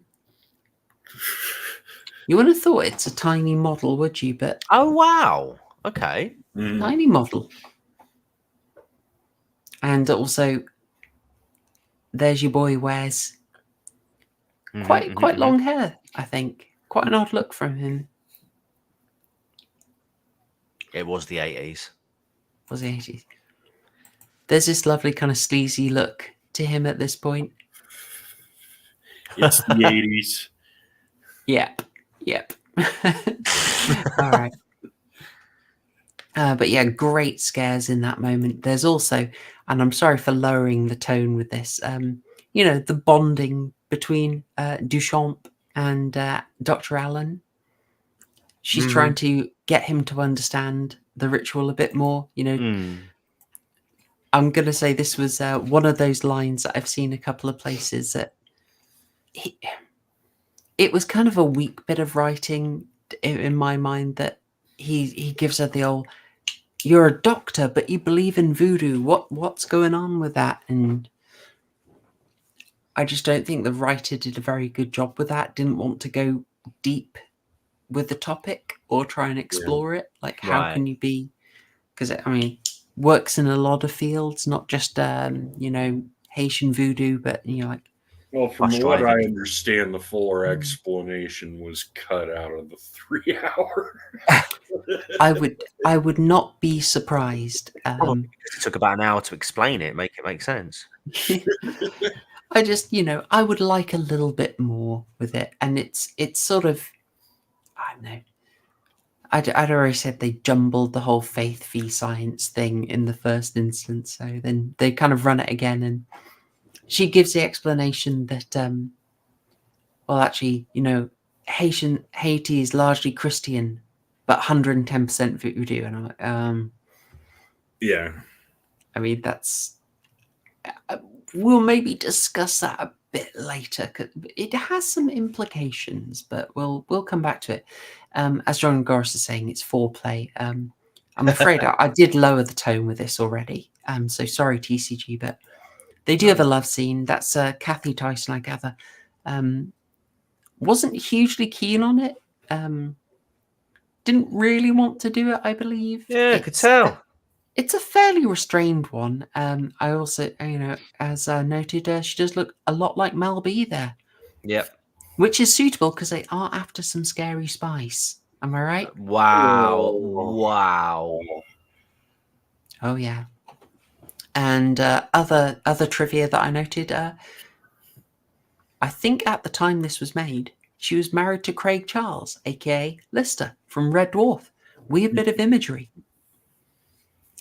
Dr. Prepper, that is where I'm going to go when we're rounding off. But yeah, Haitian Catholics, the syncretism of voodoo and Santeria and Brujeria, Catholicism mixes really well with the Afrocentric, and you get some rather interesting religious perspectives. Yes, I wouldn't exactly say it's Catholicism, but that you can see the parts of Catholicism that appeal. It all ties in, though, as I said. For part of why I was saying this works so darn well is that there is delay and risk between getting the powder, just in a storytelling way. And one of the risks that they get is that they are actually captured by the secret police, the Tonton Macoute. And you find out that Pichot is... That's a form of bitter, isn't it? Bitters. You get Pichot's bitters, don't you? Mm-hmm. I think you put those in a Vauqueray. If Fez is around still, he'll know. Anyway, yeah, he's captured by the Tonton Macoute, and this is some of the best stuff in the film, I think. But also some stuff that I really, really wish we'd integrated better. Yeah. Because like this has, for me, this has a potential to be like when Winston is taken into the Ministry of Truth. Mm-hmm. Or was it the Ministry of Love? Whichever. When he's captured and he's going to room 101, it could have that vibe. Yeah. And I feel it was powerful, but it could have been a lot better. Dr. Pichot here is just fantastic. Just to scare him, and it doesn't really scare him enough. No, sadly not. This is I don't know how you would say this. Zakez Mokai, I guess I'd say it like that. South African actor who's having an absolute whale of the time. And as I said to you, who really reminds me of Quark from Deep Space Nine. The whole film, he looks like Quark to me. It's got that. Yeah, It's the grin. It's and the lack of neck. Yeah, no neck, the nose, the freckles.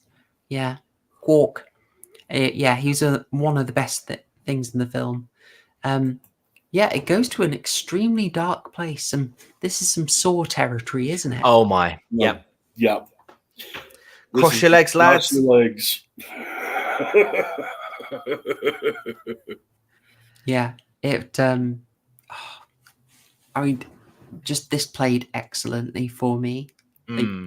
Taunts him with the acetylene torch and lights the cigar with it, and then very Chad. Turns around and pulls the nail from the table, and his assistant, another one of the officers, hands him the hammer and spreads Dr. Allen's legs and scream for me. Ah! Yeah. Not well enough. Scream for me. Ah! Not good. Wham! He gets the screaming one. You think they aren't going to go there? I honestly at that bit I wasn't too sure if they had or not. I thought because part of me was in denial, man. I was like, please tell me they've actually gone through his like thigh or something. And then it's like the scene after, a couple of scenes afterwards, because you get a short scene where he's recovering in bed, and then it was only the scrotum. Yeah, yeah, great, yeah. They did it out of fear, not to cause injury. Like immediately, like showing him injured. Yeah, nippy scrotum. I see what you mean by fear, not injury, because I'd be pretty freaked out after that. I'd also be talking like this. Yeah. As I said before, this was the most uncomfortable scene in the entire theater. And it was the only thing we talked about. Yeah, but payoff, because he gets it right back at the end. He does. Mm-hmm. He absolutely does. It's very memorable. Good up, set up, payoff. We love it. Yeah. But this I just like want to see you scream. This intersection with like the real history, the real Tonton Macoute, the secret police and their activities, like this is so powerful and good. And I just really wish it had been set up. Like something better, like he's got to go and bluff them or something, or there's something else which is set up why they would go for him. But it for me, it kind of came out a bit out of nowhere. What was he doing to get snatched? It just felt they didn't 100% land it, which is a shame because it's got so much power. And then after that, I'm sort of mindful of our time here. It's not enough to, to sabotage him. He ends up with the power thanks to a great play here by your boy Mozart. Yes. Yep. Sneaking in, genius. You love it. You love it. You wonder, was this a scene at the airport that the production crew filmed before they legged it to the Dominican Republic? Yeah, I love the part. It's give me the $1,000. The captain took all the money. Oh, spread my name, make me famous. And it's he hands him his Rolex or whatever it is, expensive watch, and it's. What did he say? Not collateral, but security. Yeah. Yeah. It was a nice touch. It was a very nice touch. I'm gonna kind of rush over things if you don't mind, right? Because no, the thing is, how can I say? Alan goes. He's escaping on the plane, or he's been forced to go. He's only in the US for about 2 seconds before he comes immediately back. And I know Harry, and if he were watching it, would be flipping out over, well, what are you going to do? What are you actually going to do? Yeah. What's your plan? And Harry would be correct. Yeah. But it's just like, it's this really weird thing of you leave the country, you basically find out that Peugeot can still mess with your brain in America, so you come right back for Marianne. Yeah. But I'll be The honest. possession scene in the dining room when they're celebrating was just the pharmaceutical exec's wife getting possessed. That was kind of out of nowhere. It would have been better if Dr. Allen would have had the dream himself rather than her being possessed and attacking. That was kind of out of place in the movie. It felt like they just need to get the scare in, and just storytelling wise, he's forced to leave and then he's immediately back. I'm not a fan. Like the thing about this film is it probably would have worked just as well, if not better, without the supernatural element. Like now, you could easily portray that. That's what Craven was heading for, and the studio considered it boring. Yeah, no, I don't think so. I mean, because again, like we mentioned earlier, I mean, the whole the whole zombification process kind of does rely on that suggestibility, and sort of hypnosis.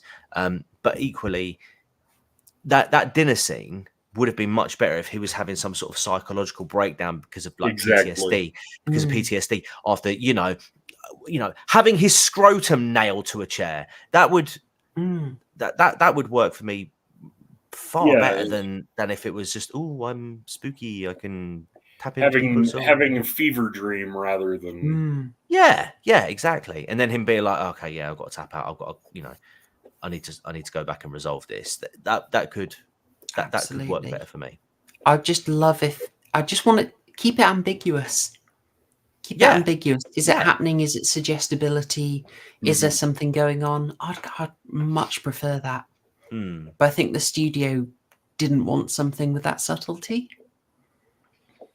I love in this picture how Bill Pullman looks a little bit like Jim Carrey. God, he does a bit, doesn't he? I can see it. Yeah. It's a good look, but yeah, he goes back not even knowing that his love interest is alive, having no reason to believe it. He gets the help from Lucien, but Lucien dies like immediately, so you don't get much from it. Sorry, Paul Winfield. And then he's captured immediately, so you were rescued and then you're immediately captured. I don't know, man. I think we got Lucien dies, and Dr. Allen gets dosed with a zombie powder and staggers through the crowd, and everybody's avoiding him, and he finally collapses to the ground, and that's where you get the tagline, "Don't bury me, I'm not dead." And then he's buried, the cross carved out of it being a window so he can see himself being buried. And they drop a tarantula in as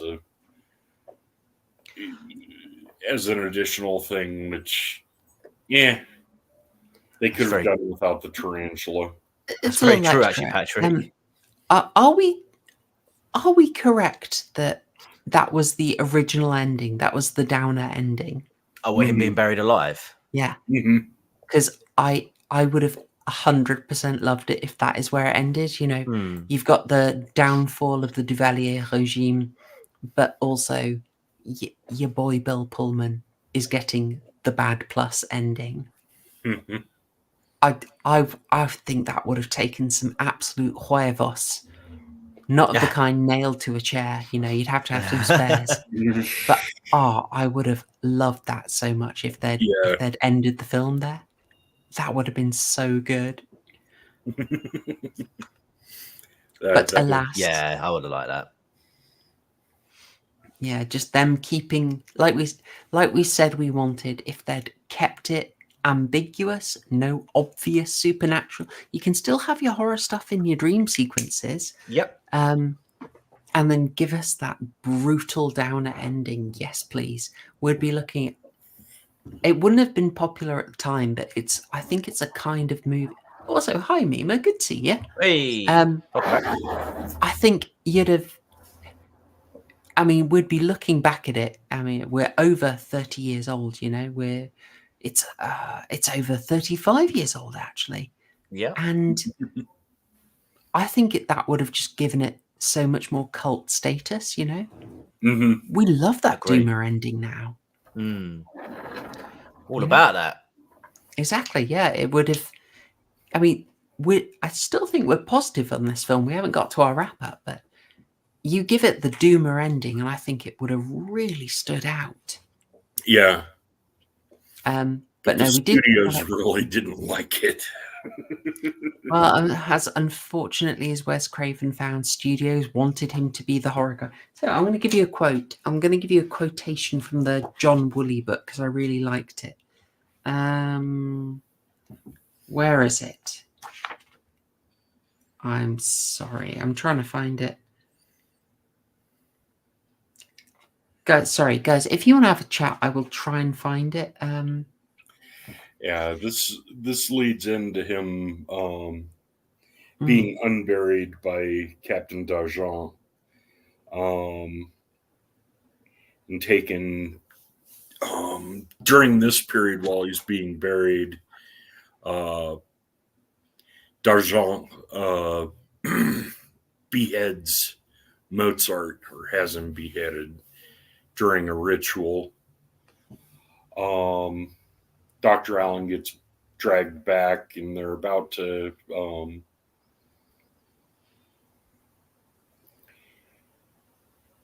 actually, no. Dr. Allen gets unburied.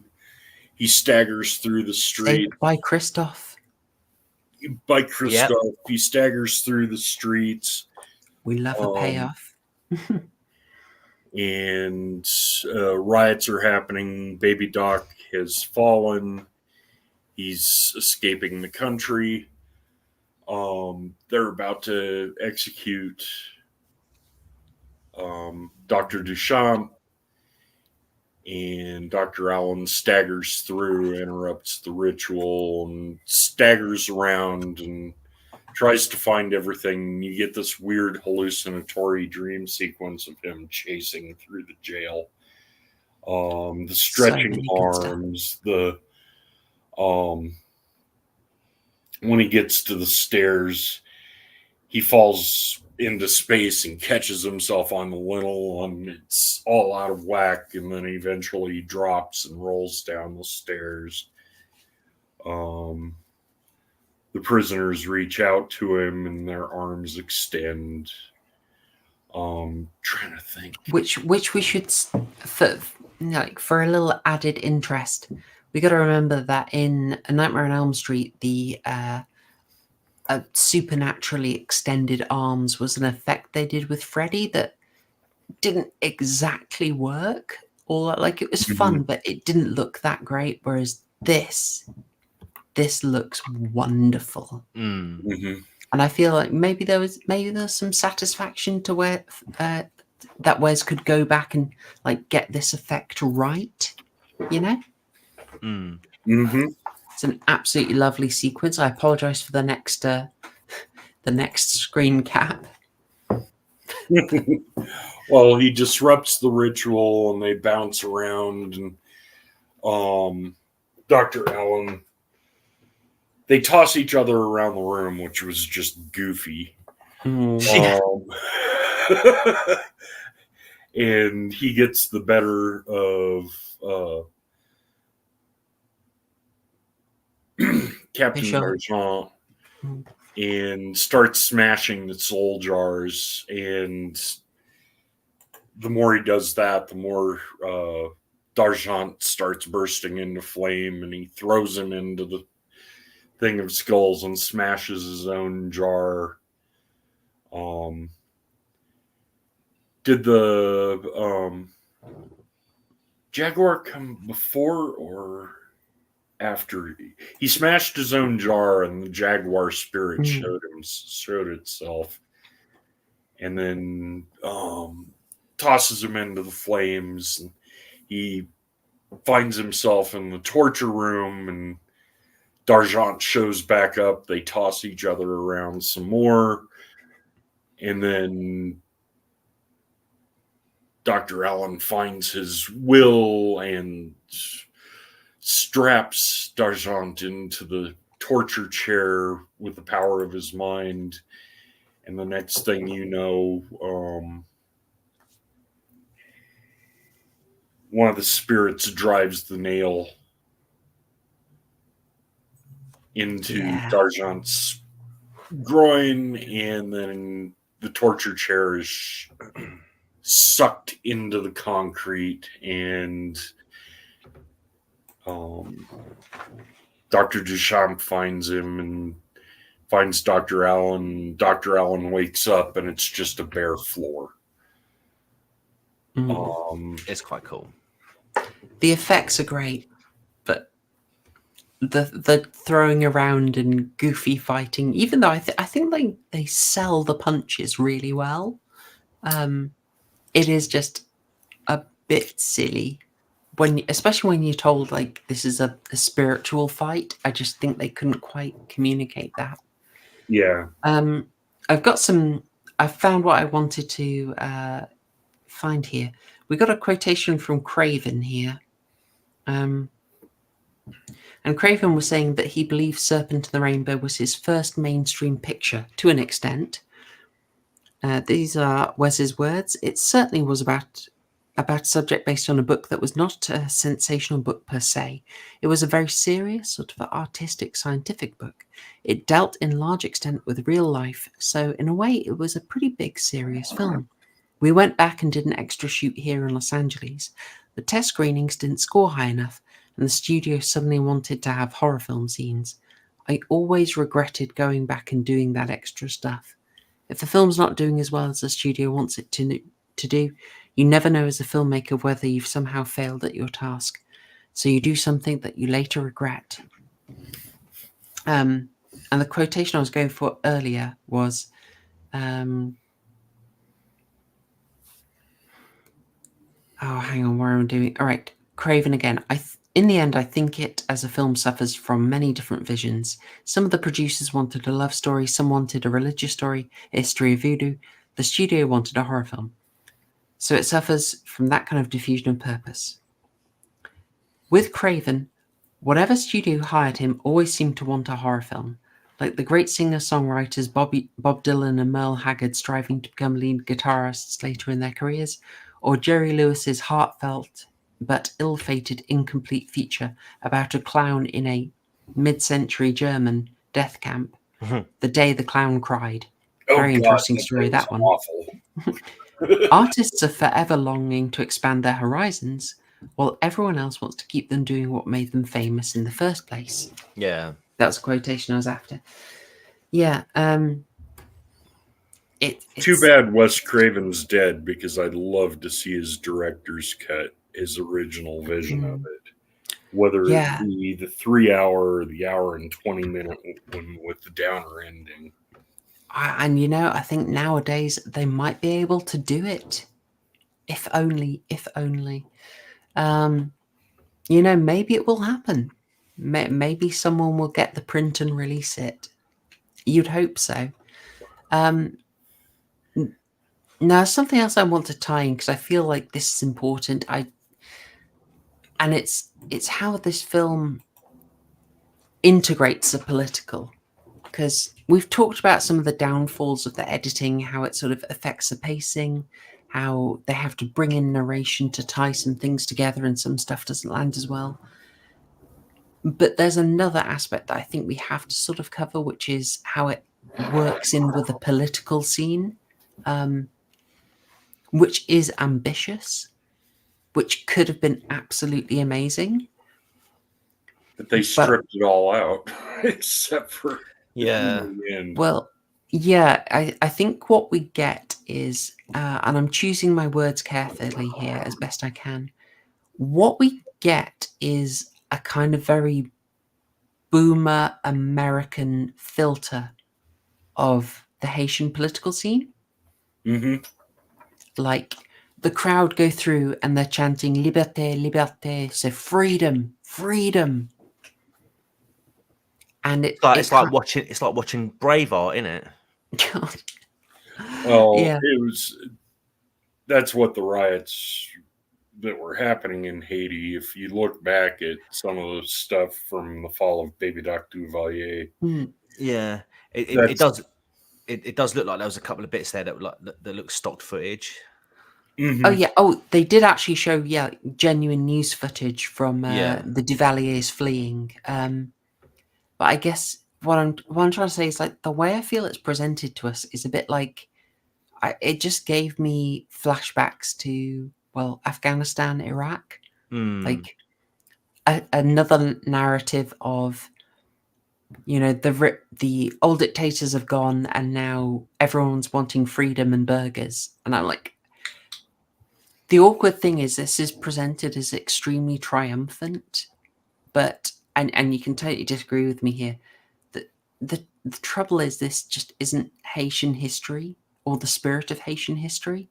Right. Like Haiti became Haiti through a similar kind of riot. slave revolt.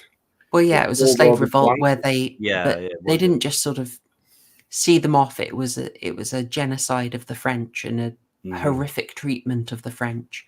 And you might say in that case, well, slave revolt maybe can't be too sympathetic, but the equivalent treatments were, let's just say, not equal. There was a savagery unleashed on the French that I don't believe had ever been put to the population. Historians, you can correct me. I could be wrong on that.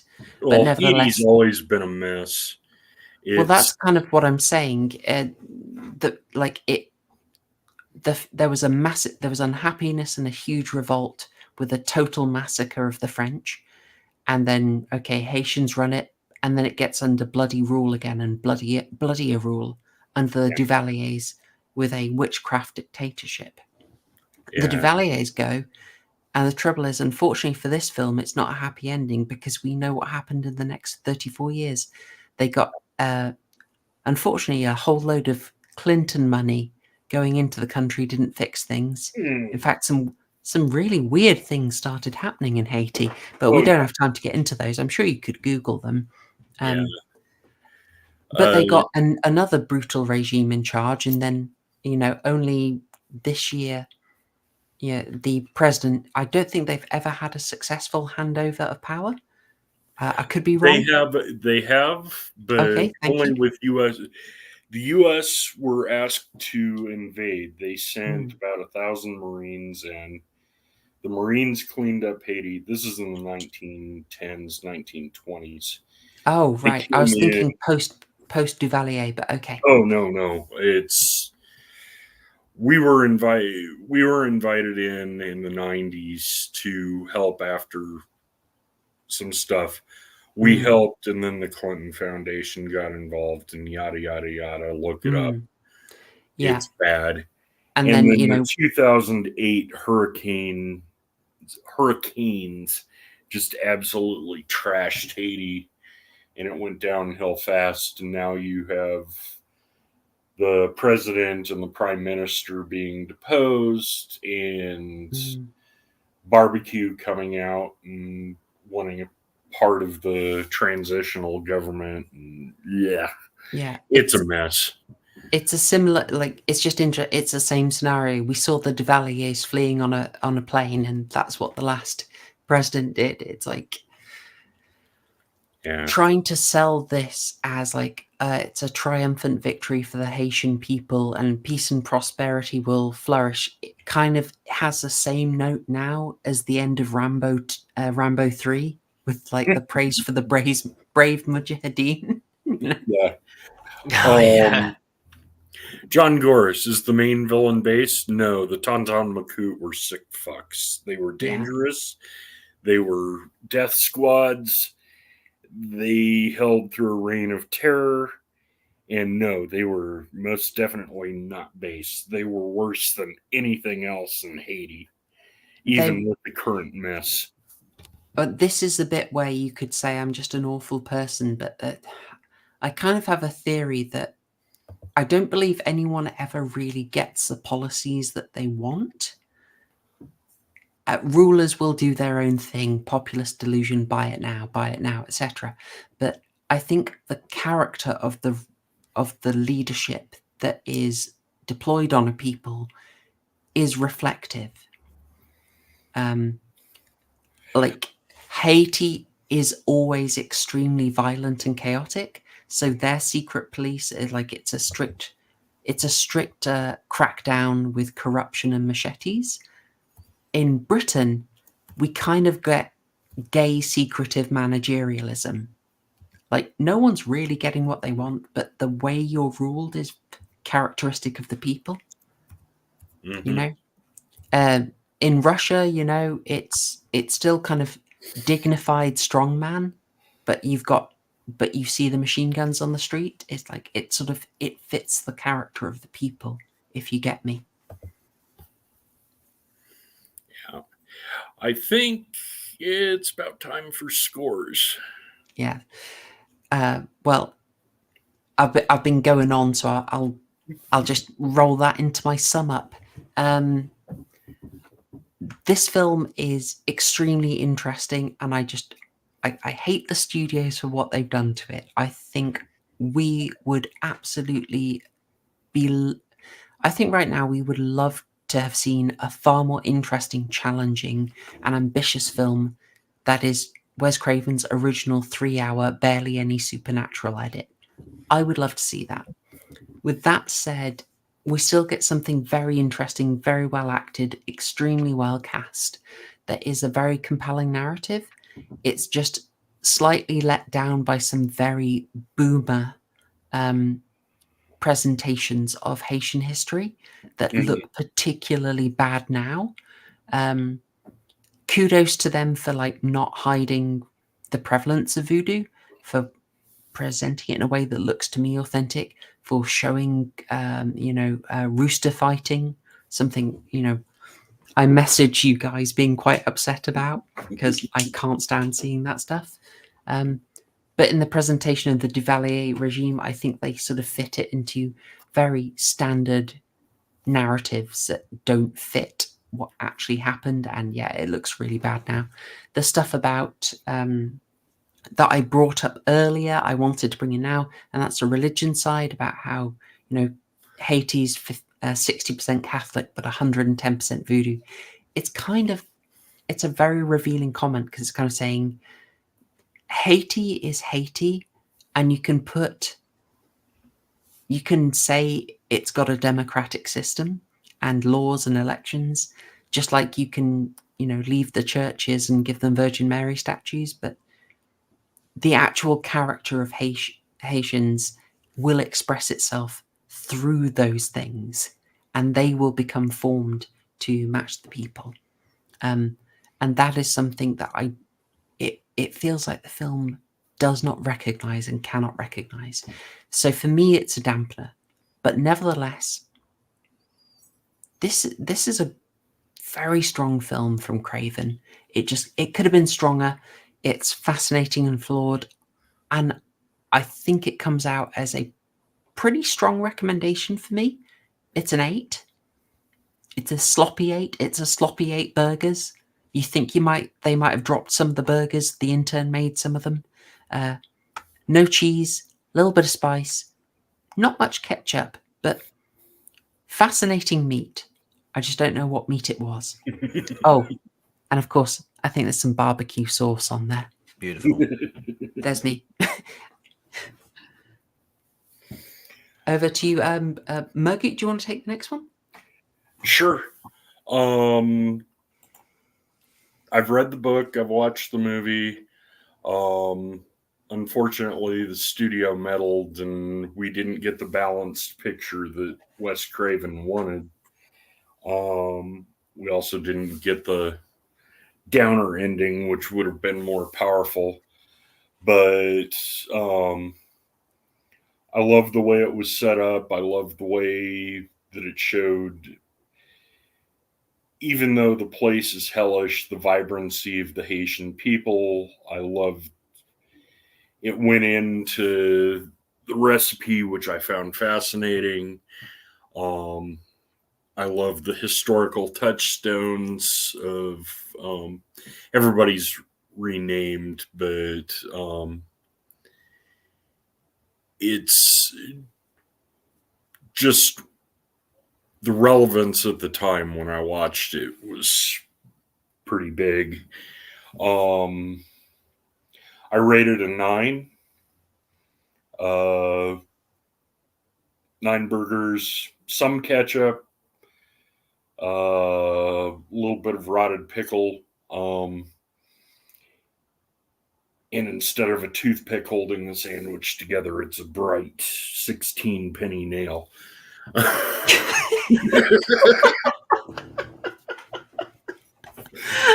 Nice. I wasn't ready for that. Excellent. Oh, thank you. Okay. Respectable. TCG, how about yourself? Yeah, I kind of echo what you guys have been saying. You know, for it to be a 3-hour film originally, you know, with the original cut, and then whittled down to an hour, well, just over an hour and a half, there was some pacing issues that naturally came off the back of it. And yeah, it's one of those films where it's not so much the actual producer's issue, but it's the studio themselves. And you know, this is kind of why you don't want studios interfering with projects, because you can end up with a film that is a bit choppy in places like this. I would prefer a lack of a supernatural element. I mean, if anything, this film shows why Shang Tsung never kept his souls in jars. But you know, I think if it was more of a psychological sort of horror with a guy who essentially has, you know, mass, you know, like mass, not hypnotized, but, you know, convinced a bunch of people that, you know, he can hack the people's souls and uses the voodoo techniques to, you know, paralyze people, bring them back from the dead, as a form of proof, which would then in turn, you know, rewire that person to believe, well, hang on a minute, you know, I believe in all this stuff. This has happened. I must be now a slave to this guy.